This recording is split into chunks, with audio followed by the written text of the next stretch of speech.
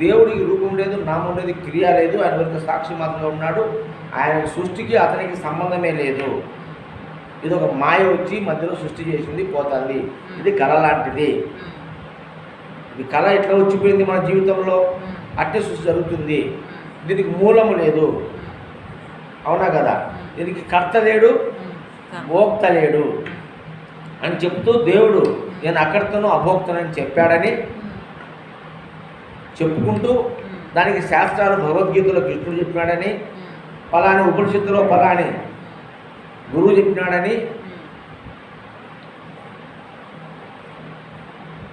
ఫలాని శాస్త్రంలో ఫలానా ఆయన తెలిపినాడని మనం చెప్పుకుంటున్నాము.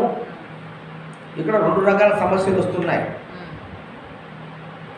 పూర్వం ఉన్నటువంటి జైన మతము కానీ, బుద్ధిజం కానీ,